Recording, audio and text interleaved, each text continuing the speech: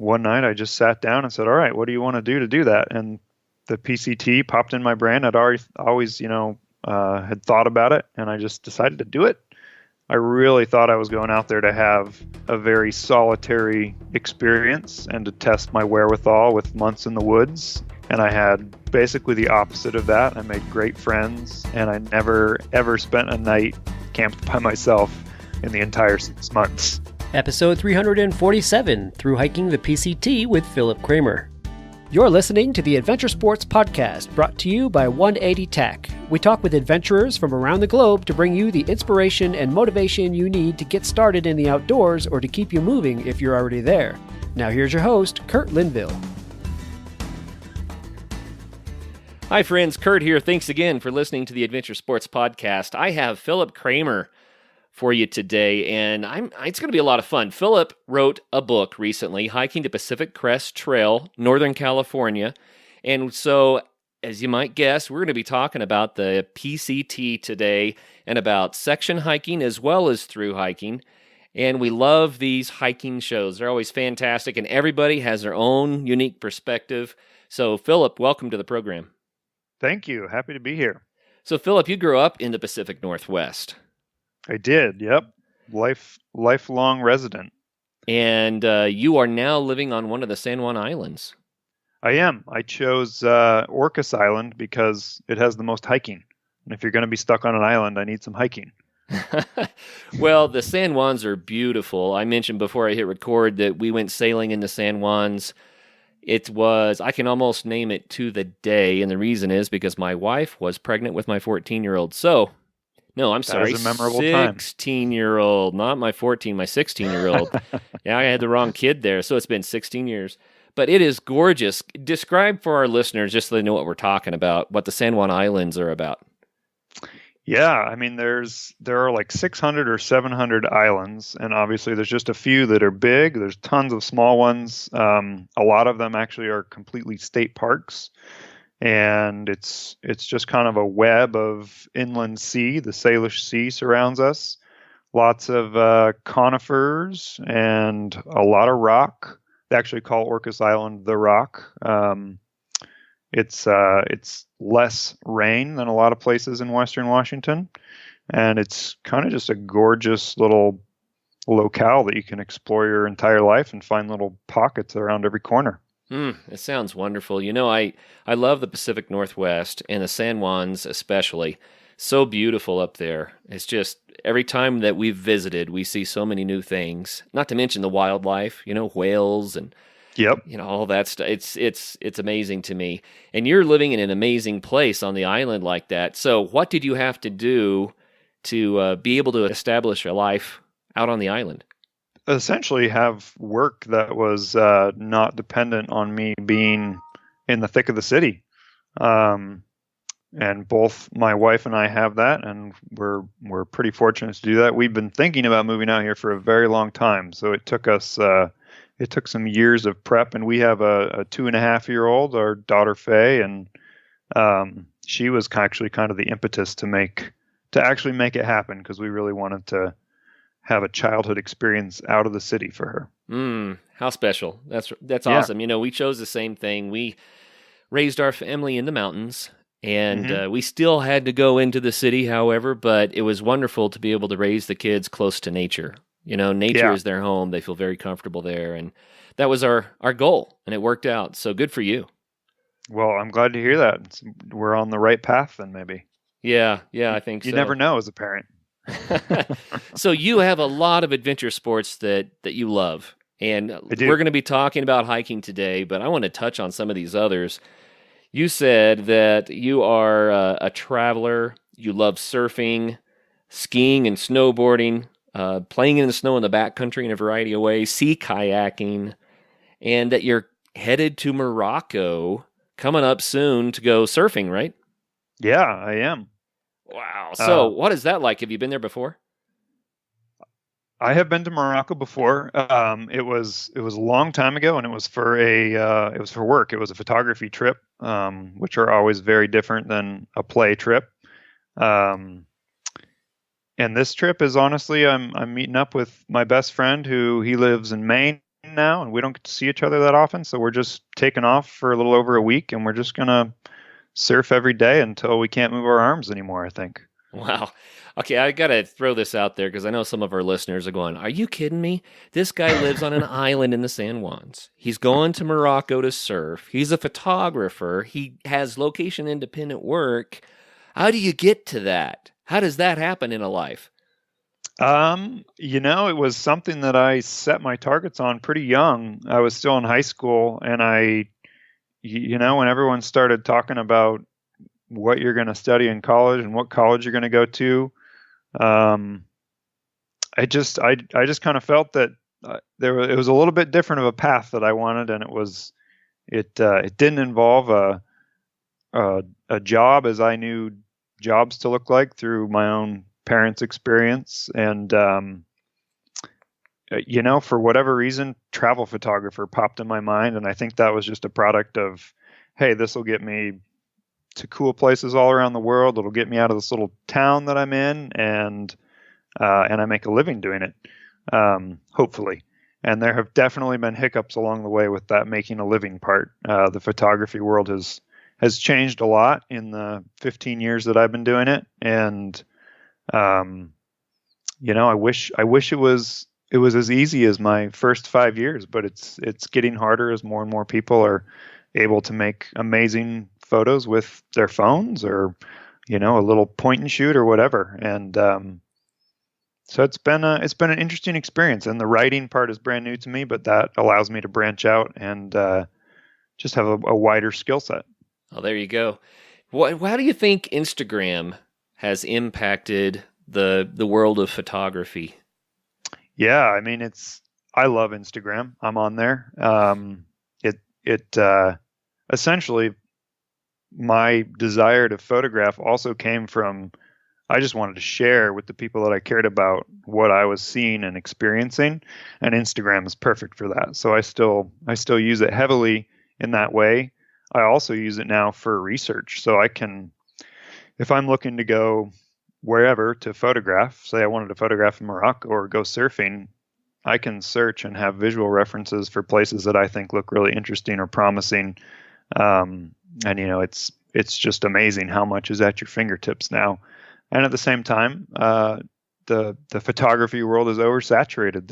There's an insane number of great images all around the world. Yeah, no doubt. There was a day when, people were going to have to buy a camera that was somewhat complex. They were going to have to take classes to learn how to use it. They had to develop film. They might even learn how to develop film. And it was kind of an expensive hobby that required a lot of patience, because you would take a shot and it might be weeks later before you ever got to see what it looked like. Yep, absolutely. And you might have really messed up, and then you just got nothing. I started out on film, and that was the first several years of my career were all lugging rolls of film around and fighting with the airport staff to not send them through the x-rays in little tiny countries that didn't really care what I wanted, and trying to get them home and developed and hoping that I had done everything right in those moments.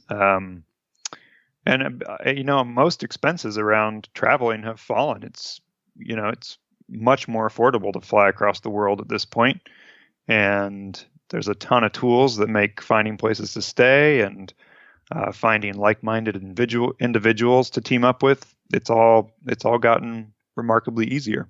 I was laughing when you talked about trying to convince people not to x-ray your film. I had that experience in Heathrow, and we were flying to Kenya, and I had a lead pouch that I'd put my film in. Yeah, I remember those. I walked up to the x-ray machine, and I said, "This won't show on your x-ray, so just look in it. Put it on the belt, sir." I said, "Just take it and look at, there's no sense in it going through. It won't show on your x-ray. Put it on the belt, sir." So I set it on the belt. I went through the x-ray, and then they stopped me on the other side and said, "We can't see what's in that, sir. We're going to have to search your luggage." I tried to tell you. Nice. Yes. And I almost missed my flight to Kenya. It was very, very close. But anyway, it's just those were different days, huh, when it came to photography. But now with digital photography, everybody has a camera on their phone, and everybody has a phone on their person. So the world has just, oh boy, orders of magnitude more pictures out there. Yes. So does that make it harder for you to make money as a photographer?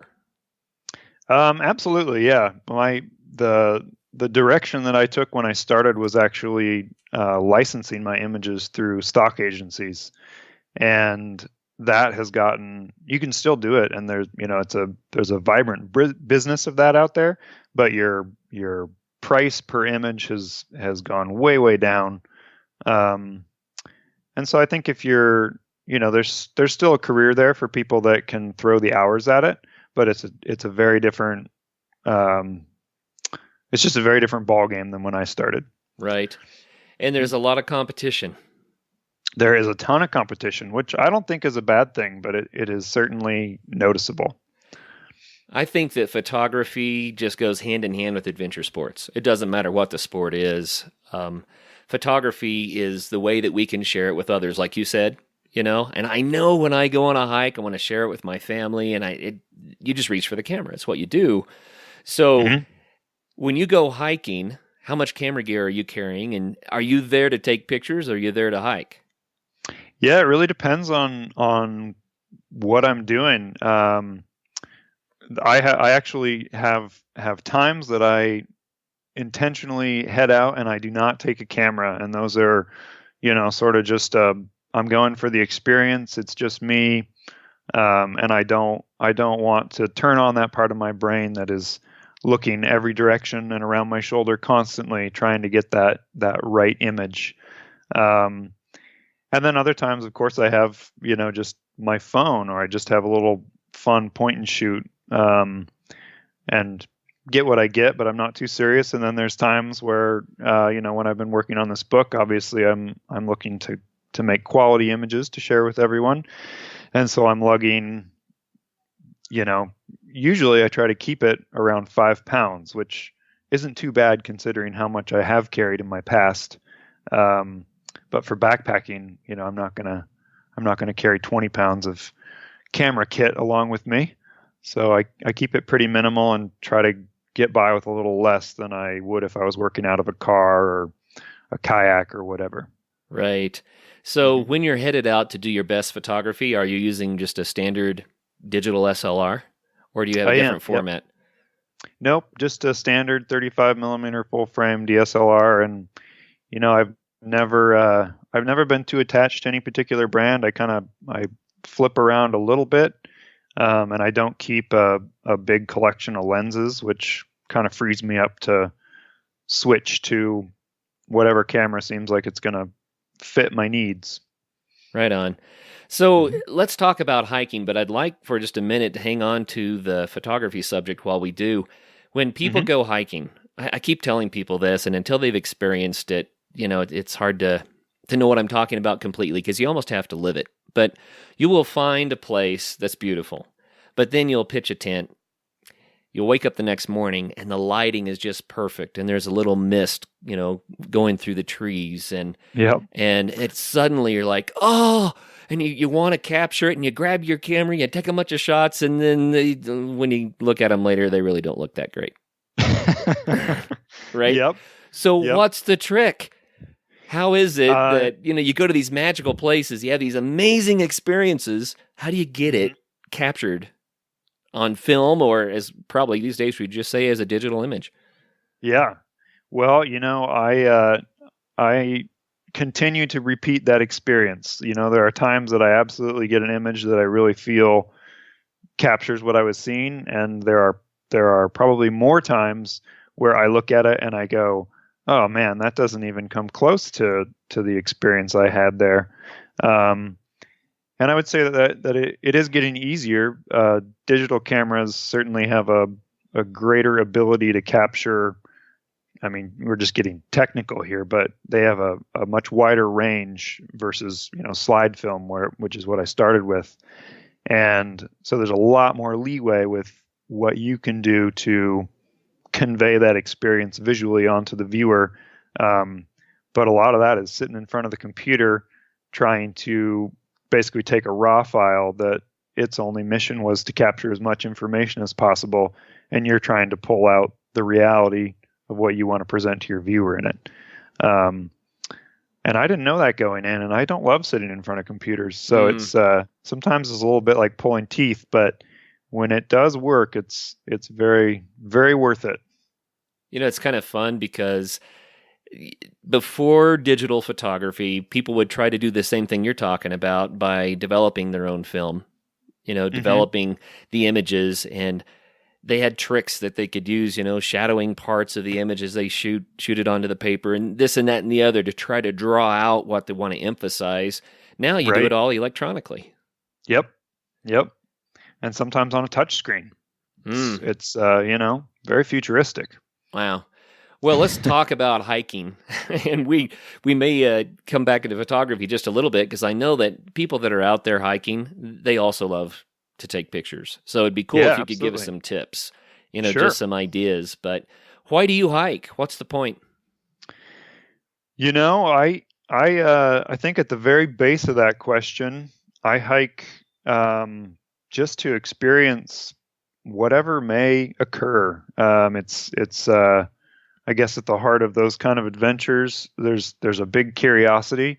I want to know what the other side of that mountain looks like, and I'm kind of interested in what's going to happen to me in that process, whether it's a storm system moving in and having just a wild sleepless night, who knows, or whether it's that sunrise is going to be one of those sunrises that you just don't ever forget because it was mind blowing. Maybe it's an encounter with wildlife, but just that sort of unplanned, unknowable experience of the natural world. Isn't that what adventure is all about? Absolutely, for me, yep.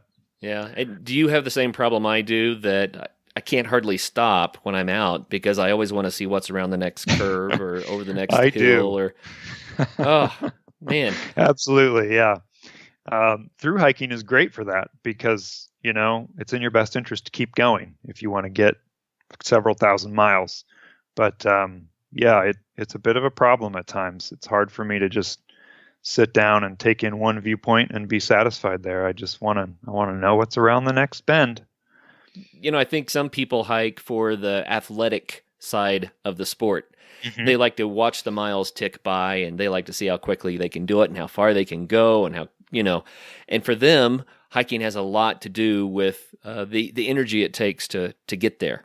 And other people, It's more like, no, I'm here for the experience. I'm here just to enjoy what I'm seeing and feeling and smelling and tasting. And it's not about being super athletic. It's about shuffling through the woods and having experiences. Where would you put yourself on that continuum? I'm definitely pretty far down on the experience level and willing to sacrifice the physical feats for a photograph, or literally just finding a spot I like and deciding, I'm going to spend the day exploring this area. I have pushed myself physically, and there are times where that is what I'm craving, and I just want to see what am I capable of. But most of that is honestly just driven by the people who are really interested in the speed feats, and summiting X number of mountains is like, wow, I can see what they can do.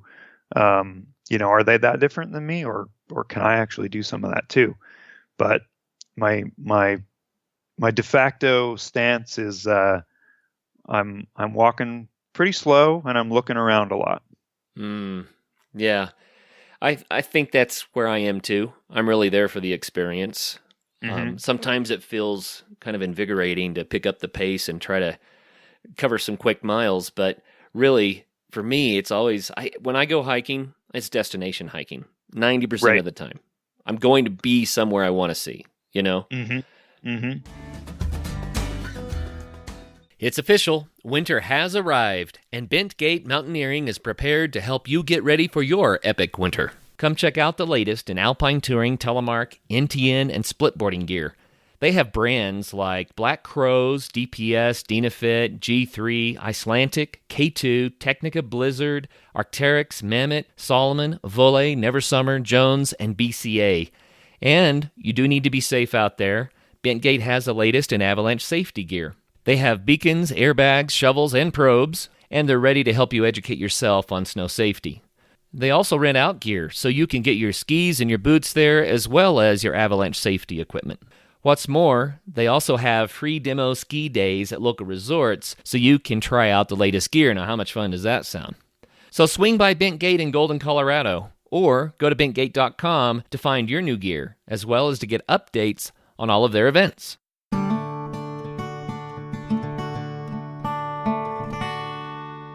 Let's make a distinction there. I just mentioned destination hiking.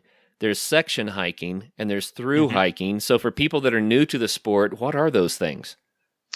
Yeah, so I mean, a destination hike could be, all these things could be any sort of range of mileage or whatever, but a destination hike is obviously, you say, hey, there's this lake on the map, and I've read this little article that says there's a great campsite, we're going to go there. And you hike your 5, 6, 7, 8, 9, 10, whatever miles out there, and that's your spot, and set up camp and stay for as long as you've got. And then you have section hiking, which is kind of I guess it's a sibling of through hiking, where you have these long distance trails, and they can obviously be broken up into whatever length of adventure you're willing to take, and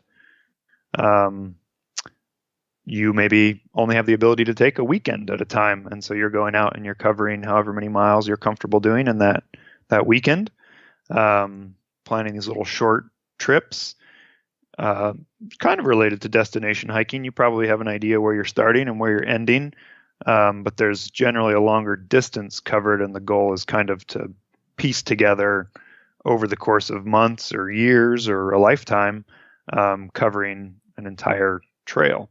And then through hiking is, all right, I want to hike the Pacific Crest Trail, and I'm going to do all of it in one hiking season. And that's, a whole other beast from those other two. Oh, yeah, absolutely. And when we're talking about these long trails, we've talked about these a lot on the show, but for new listeners, we're talking about things like the Appalachian Trail, the Pacific Crest Trail, maybe the Continental Divide Trail, and they're varying distances, but 2,000 to 3,000 miles is what we're talking about. Thousands of miles. And so through hiking is trying to conquer the whole thing, often in one trip. Exactly. And that's mind-blowing. Yeah, it is. And for me, it was mind-blowing even as I was doing it, and even after I completed it. It's just one of those things that, it's the culmination of a lot of perseverance, and it's a pretty monumental experience. I absolutely encourage anyone who's interested to go give it a whirl, and it is not for everyone at the same time. So you through hiked the Pacific Crest Trail, which we call the PCT, right? Yes. North to south or south to north? I did south to north. So south to north, which is standard in 2013. Mm-hmm. And give us a couple of takeaways from that. What when you look back on it now, what's it about for you? Oh, boy. Well, I think I'm still unpacking that, honestly. It really was driven just by I had been working a lot, and I wanted a break, and I wanted to sort of a chance to clear my head and maybe to take myself in a new direction. And one night I just sat down and said, all right, what do you want to do that? And the PCT popped in my brain. I'd always had thought about it, and I just decided to do it. I really thought I was going out there to have a very solitary experience and to test my wherewithal with months in the woods. And I had basically the opposite of that. I made great friends, and I never, ever spent a night camped by myself. Really? In the entire 6 months. Yep. Wow. Yep. Which was that was a hard adjustment at first. I almost, I almost quit about a couple weeks in. I thought, this is not what I signed up for. There's people everywhere. I could go hike somewhere else and be by myself, but I decided to keep going and I just kind of accepted that it was going to be different than I thought. Isn't it always? Isn't that It what always adventure is. It's always Good life lesson. Absolutely. But Yep. you roll with the punches and then you have a life experience. Absolutely, yeah. Wow. Yeah. Well, it's amazing that you've done it, to be able to put that notch in your gun, so to speak. And I think it's awesome. Anybody that's done a through hike, it's life changing. Can you give us any hints about how maybe it impacted your life? Yeah. Some of them, some of these little ways is just a lot of self-awareness about different things. Some of it's honestly kind of embarrassing because I went out there as, to be the mountain man, and I realized through that, that I actually really do enjoy having a soft bed and heat and a cappuccino in the morning. Right. So that's not a very glamorous or adventurous thing to say, but there's some truth to that. And it also it was a very reaffirming thing that I could sort of decide that this thing had value, and regardless of how I felt day in, day out, I was going to keep working towards that one goal, which, hiking from Canada to Mexico is not, it's not a standard goal, I don't think. And it's a very personal thing. And so that was, it gave me a lot of pride, I guess, to stick to it, because in my experience, anything that you're doing, no matter how much you love it, if you're doing it day in, day out, you're going to have days where you get a little bit bored with it. And, the number of miles that I bet I didn't see all the beauty around me because I was just bored and tired. Right. That's just a reality of through hiking for me. And in those times, you look around and you go, what am I doing? And then you remind yourself that, this is actually important, and I don't have to do this, but if I want to keep doing it, I should. And so I just continued and ended up in Canada. Nice. And that applies, I think, to all sorts of different things in life. But I had some big changes waiting for me at home.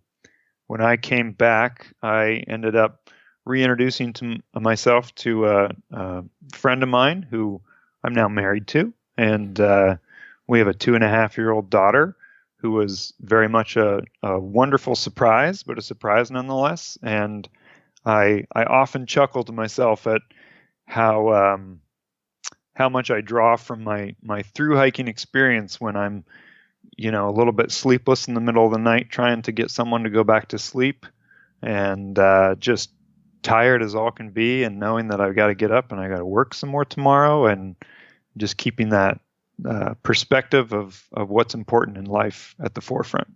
I love what you just did there. Seriously, I've been saying this now for years on the show. When we go out and we have an adventure, we learn things about ourselves. And when we come back to the everyday life, it's the lessons we learned having the adventure that we find most applicable sometimes, that help us through the everyday struggles.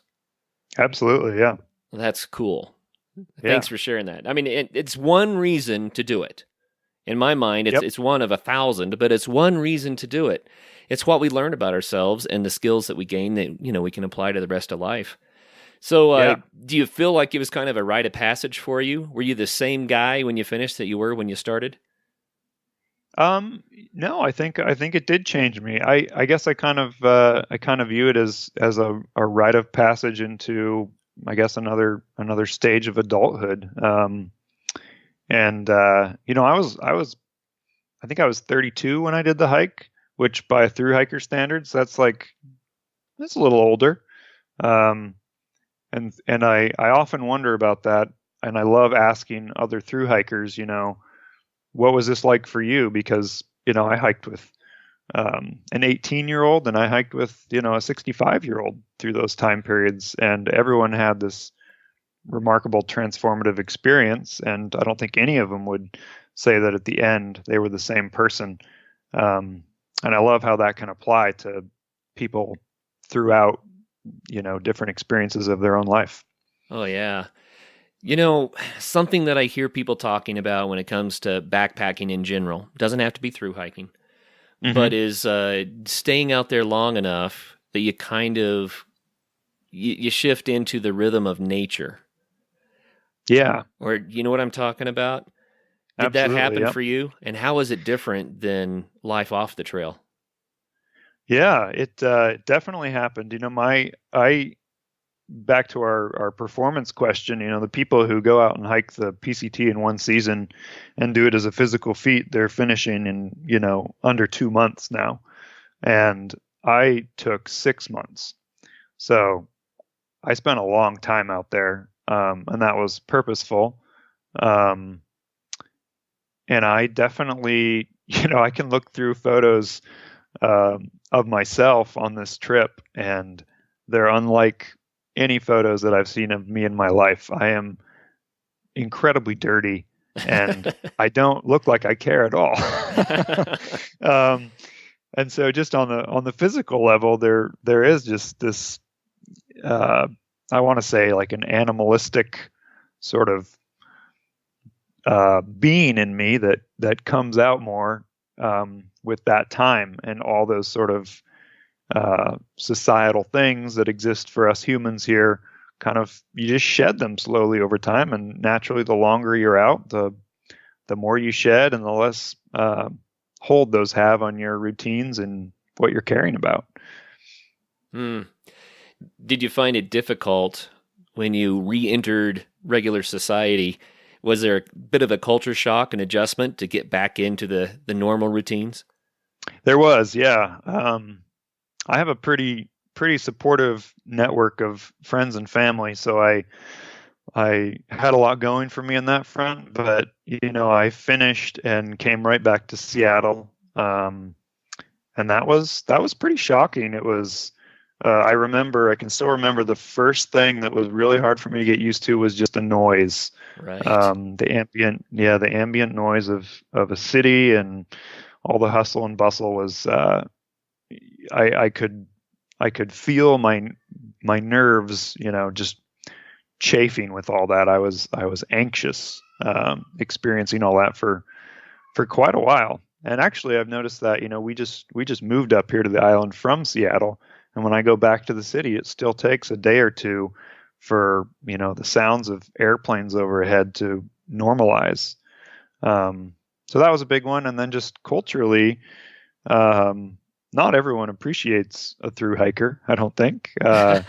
So when you roll back into a city and you go to some social function and people ask what you've been doing, and you've got this huge mangy beard, and they see your suntan face and you tell them you just walked from Mexico to Canada. There's a lot of people that don't know how to relate to that or don't want to. And so there is a feeling of a little bit of misunderstanding and being an outsider that comes with that too. Wow. Well, I tell you what, it's an amazing experience just to get out and backpack. And through hiking, that takes a lot of planning and commitment. People usually have to quit their job to do a through hike. Yep. That's a life planning, life altering sort of an event. But I'm looking at your cover of your book here, and the subtitle says section hiking. Right? Yeah. And section hiking is fun, especially for people that have goals. It's like, yeah, I do want to walk the whole trail, but I can't do it all at once. Maybe I want to do it in pieces. I'm not sure the experience is quite the same, but how would you contrast the experience of section hiking versus through hiking? Yeah. It's definitely not the same. And, I wouldn't put one above the other. But I would say that what I really came to love about section hiking was, I picked and chose where to go, based on what was happening in that place. So instead of hiking, there's a stretch of trail that goes over this place called the Hat Creek Rim in Northern California. And it's a 30-mile dry stretch. The only water you can get is down this very, very steep, no fun trail to a spring that may or may not be dry. And most thru hikers will cross through that July, maybe August, and it is it's not the most pleasant. It's hot and you're carrying a massive amount of water. So for the book, I went down, since I had already had the pleasure of going through when it's dry and dusty. I went down I believe I went in May. And instead of being brown and brittle, it was just green with an amazing display of wildflowers. It's an area that has been burned. And so as things are coming back, there's just intense wildflower growth. And it was stunning. And there was water. So that's a huge advantage of section hiking, just being able to sort of pick and choose your seasons, when and where to go. If you don't like crowds, you can usually schedule yourself a time in spring or fall, or sometimes pretty late into November if you're lucky in Northern California with the snow, and you're going to have the place to yourself. There's also significantly less pressure to keep moving. So if you see a side trail and it looks like it climbs up a peak that might have an amazing view of all your surroundings, or it goes down to a lake that looks like it'd be a pretty great place to swim, you can just tear off and head down there. And you can spend the night if you want. You don't have to stick to I got to do my 20, 30 miles today. And that's something about through hiking. I'd like to point out, to finish a long trail like that in a season, you have to do the miles. You do. Yep. A lot of pressure. You're not going to get there otherwise. There is. Yep. And that pressure gets old. Yep. Wow. So section hiking is more forgiving in that way then. It is. Yep. And then on the other side, you don't get that that amount of time to be out there. When you're through hiking, you have a lot of time, and there's a lot of freedom to be felt in that. When you start out and you go, I have months out here. That does put you in a different mindset and allows you to kind of shed your home routines and responsibilities in a very different way than going out for a weekend or a week or even 2 weeks when you're section hiking. We might be smack dab in the middle of winter these days, but spring is really just right around the corner. Make sure you've got one of our lightweight camp stoves ready to go in your pack for when the weather starts turning warmer. Both the 180 stove and the 180 flame are designed to burn the abundant wood fuels you find on the ground instead of requiring you to haul in heavy, messy camp fuels. Take a minute to head on over to our site at www.180tack.com to check out these American-made stoves that are built to last. You'll be helping us, and you'll be helping the Adventure Sports Podcast. Thanks, guys.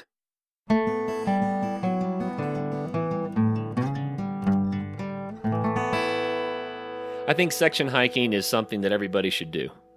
It's achievable. Yes. Everyone can. When it comes to through hiking, it'd be great if everyone had the chance, but not everybody can. It's just tough. Yep, it is. Section hiking is doable, and that's one of the best things about it. So let's talk about your book a little bit, Phillip. Hiking the Pacific Crest Trail in Northern California. Now, you said this was part of a 4-book series, and this book was written by you. The other 3 are written by other hikers. But let's dive into your section and describe for us what it's about. Yeah, so my section, I pick up where the Southern California author leaves off in Tuolumne Meadows in Yosemite National Park.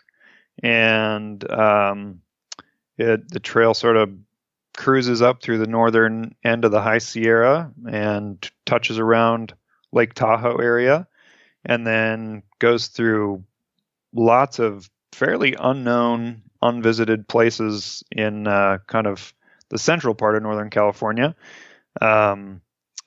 Lots of good stuff there, and also lots of, places where you're walking through clear cuts and on logging roads. It's a huge mix. And then you cut over across I-5 up by Mount Shasta, and you get to spend a lovely several hundred miles in the Klamath Range, which is one of my favorites. And then my book ends at the Oregon-California border. So that's a pretty good chunk of distance, and Northern California is beautiful. I think you got a great part of the trail. I did. Yes, I got lucky. Wow. Yep. So, and I think I covered just over 740 miles of trail. 740 miles. So you went back and hiked this trail again for the book. I did. Yeah. when I thru hiked, I was on a mission, and I certainly wasn't taking notes and keeping track of campsites and water sources, and I wasn't photographing for a book. I was just doing my own thing. And so for the book, I went back down and I rehiked every chunk of Northern California, and sometimes I went back 2 or 3 times to a few areas where I got hit with bad weather and wasn't able to get much in the way of photos, and would go back and do a specific photo trip to cover it. So is the book, just for our listeners so they know what it is it a how-to guide? Is it more experiential, more like a journal? Is it a photography book? What can they expect? It's very much a how-to guide. It's there's lengthy trail description that's going to lead you through everything from the natural history of what you're seeing to, which way to head at a junction, whether it's marked or unmarked. It calls out sort of the best and more established campsites. Gives you a lot of information about side trips that I decided were worth including. And it basically lays out all of your resupply options, so nearby towns, trailhead access points. It's very much everything you need to know to plan a successful section hike on the PCT. And then as a bonus, you get to look at all these beautiful photos of the areas. So it kind of throws in some inspiration in that way. And it includes maps and elevation profiles. It's a pretty comprehensive resource. Right on. And what's cool about this, I mean, there are books that talk about doing the whole trail, but they're not going to have the detail that this has, because this is a full book focused on just a quarter of the trail. So you can really dive in and get a lot more information there. Yeah, that's cool. You can. Yeah. Yep. And we break, 740 miles of trail. That's if you throw that number at someone who's thinking about section hiking, that's pretty overwhelming. And so the book is broken down into 11 sections, and then those sections are broken even further down into legs. And depending on basically trailhead access and road access, sometimes you can build a day hike out of the information that's in the book. But you can also do a 1-nighter, a 2-nighter, or a 3-nighter up to, if you want to do all 700 miles in one go, then this has everything you need for that too.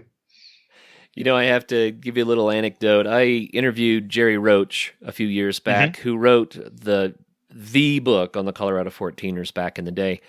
And it was a long time ago when he wrote it, before GPS. And he measured the distance by counting his steps. Wow. And I was just thinking, well, that would sure change a hike. 10,332, 10,333. Yeah, that's I think I don't know, that could have driven me insane to have to do that. I could do it. I don't think I could do it. So I assume you had the benefit of GPS to make this work. Yep, I did, and I took advantage of it. It's I had actually never used a GPS before this book. I was always just kind of a paper maps and compass kind of a person. And occasionally, people who would come with me on trips would have a GPS, and I would sort of look at it, but never really pay much attention. And so I finally went out and got one and taught myself how to use it. And it definitely made my life easier for this project. Yeah, no doubt. But it also means that your book is going to be pretty accurate. Yep, it should. Yep. There's you look at the maps, and that is the path that I walked, and it successfully got me from point A to point B. So it should work for you too. I want to go back to what you mentioned about the little side hikes, little side legs that you included in the book. So the call hiccuped just when you said that, but that caught my ear anyway. I wanted everyone to know that the book is not just about getting through the trail. And exactly. Tell us about some of those. That kind of piques my interest.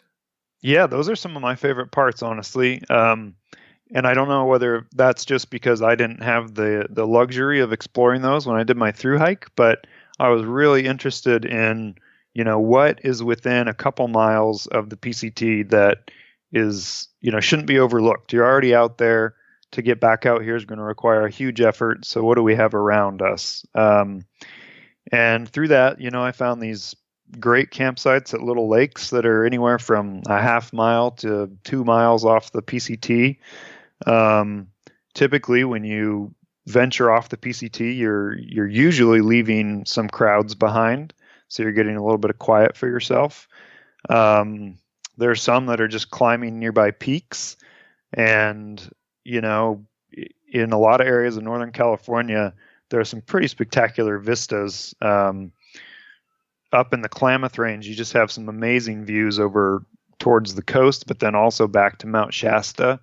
And the PCT has great views of Mount Shasta, but there's a couple places where you can spend an afternoon climbing a peak and catch sunset up there, and you're just going to remember that.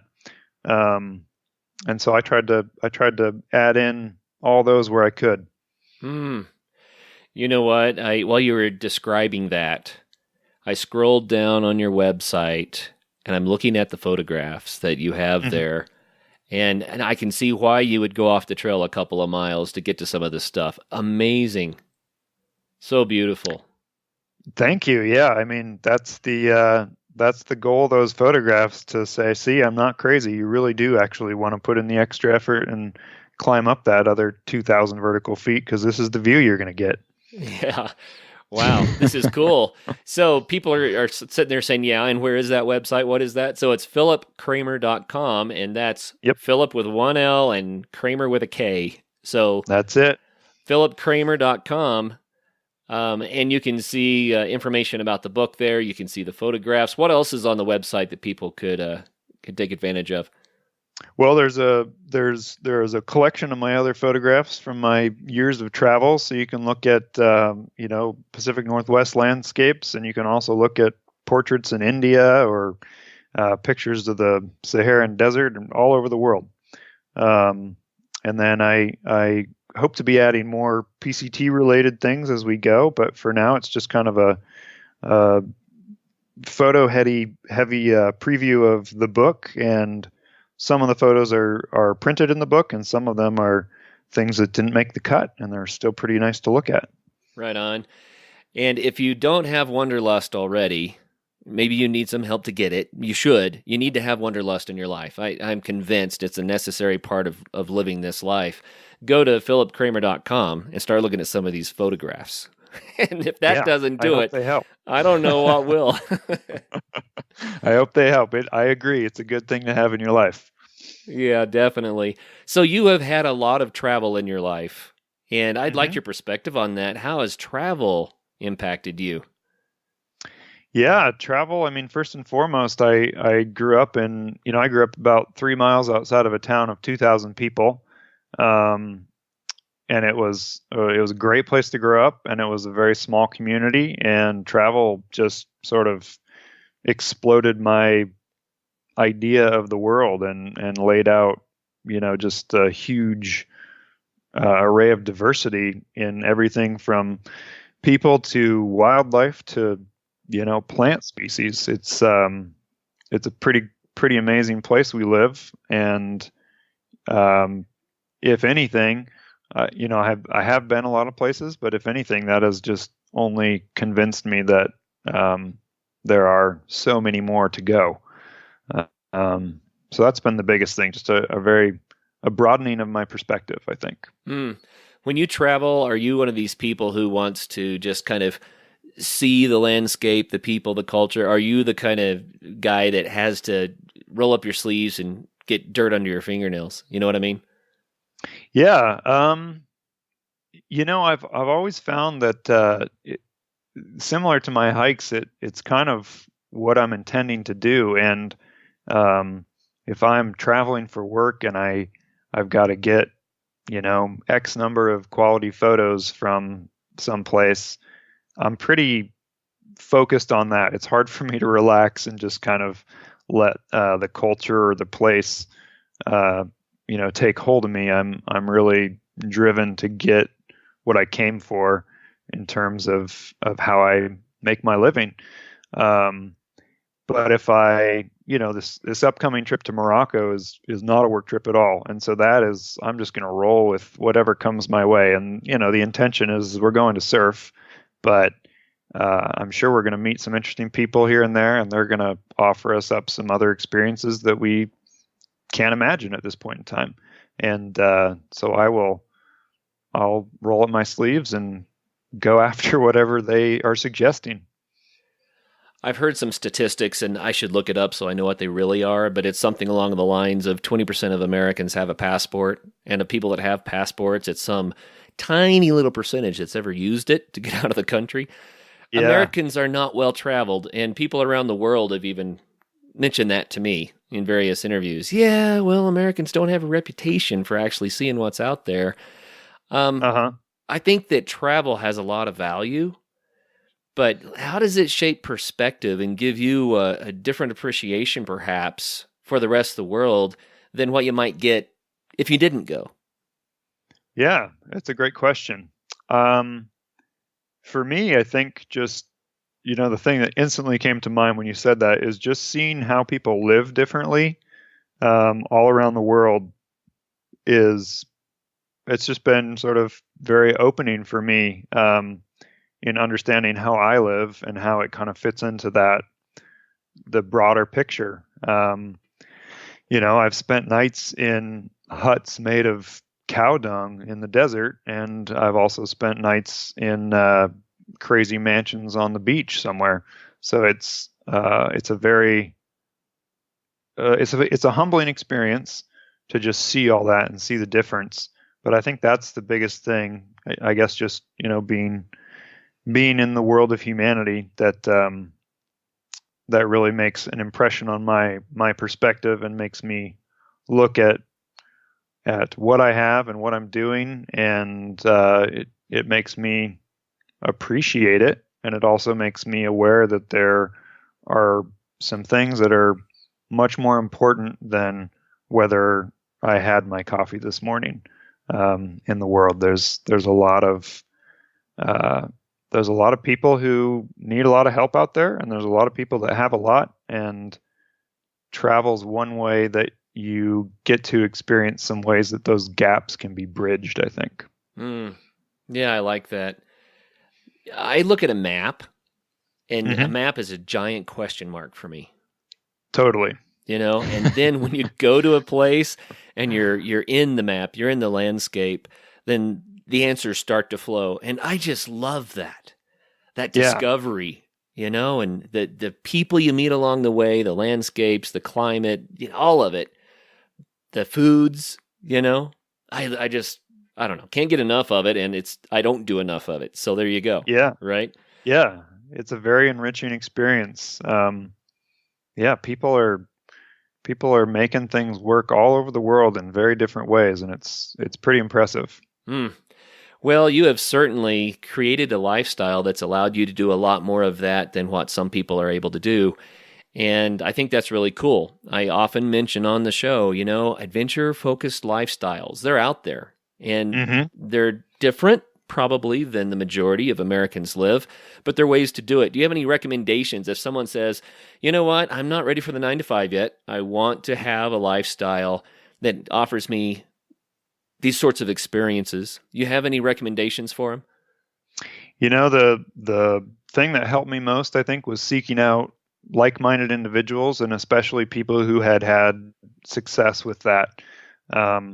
Early on, when I was starting out, I got an internship working for a Seattle-based photographer who's pretty well known. His name's Art Wolf, and that was game-changing in terms of both what I felt was possible, and also just in terms of opening up the world of people who are very interested in doing that and who have figured out ways to do that. The people that I think can, lead your own little quest in the right direction. And obviously you gotta have some self-awareness of what you're interested in doing, because if you want an adventure-based life, but you really don't want to be a photographer, then becoming an adventure travel photographer is going to lead you down a not that satisfying of a path. So you do have to do some sort of personal searching for just where you think you fit and what you want to offer up to the world in that realm of adventure lifestyle. It's fun that you mentioned Art Wolf. And I had not thought of that name in 20 years, but I saw some of his work, I believe, in Backpacker magazine. It was back when I was in college. And as a result of that, I said, I'm going back to Colorado. So jumped in the car with a buddy, went to Colorado with a camera just so I could try to do what Art was doing. Yeah. I didn't even get close, but it was fun. He inspired the trip. And ultimately, a year later, I lived here. So there you go. Yeah. There you go. Yeah.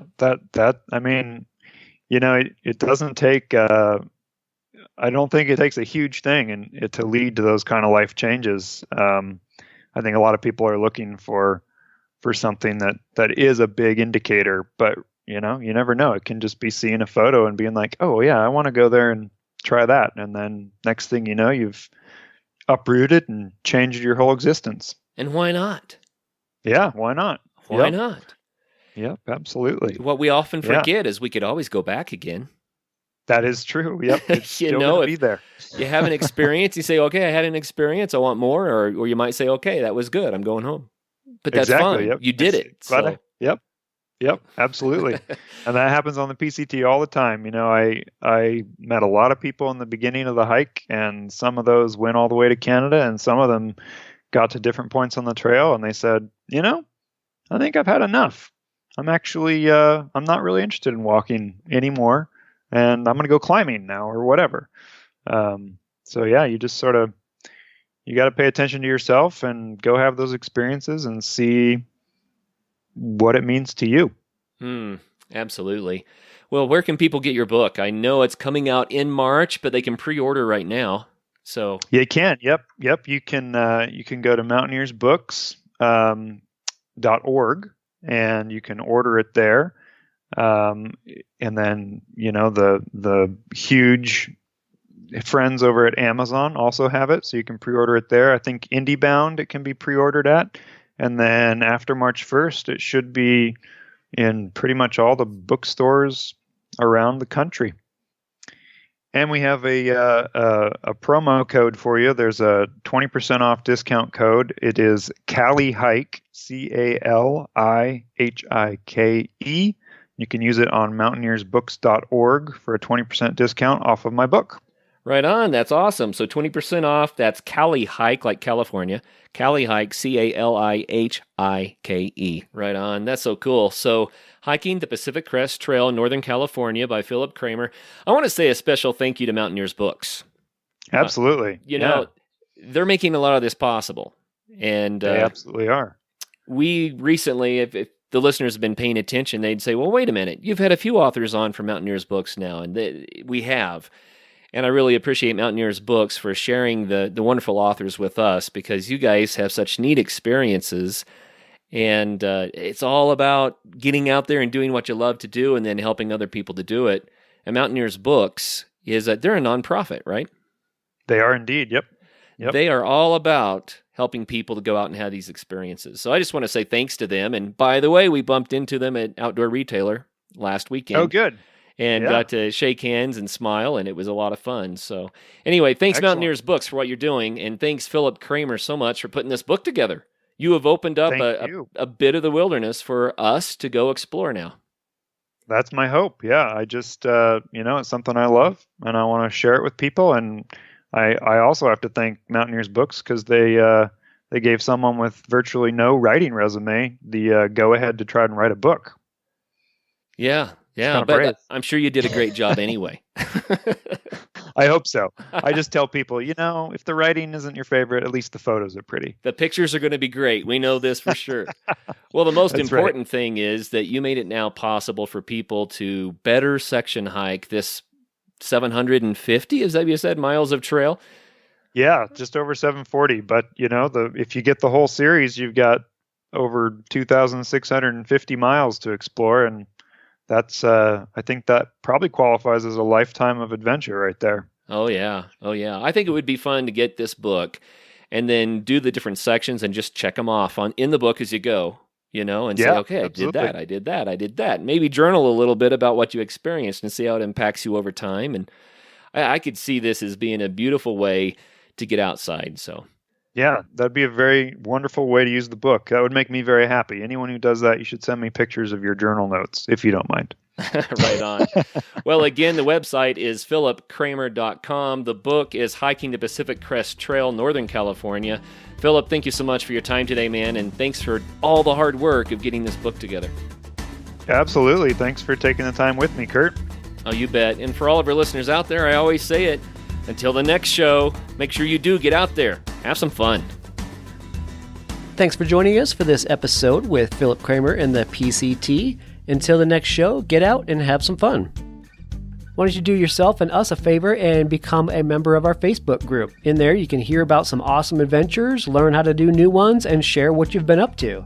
And while you're on the web, do us a favor and go over to patreon.com/adventuresportspodcast and consider becoming a patron to help the show. You can also find a link to Patron at the top of our website at adventuresportspodcast.com. As always, thanks for listening, guys.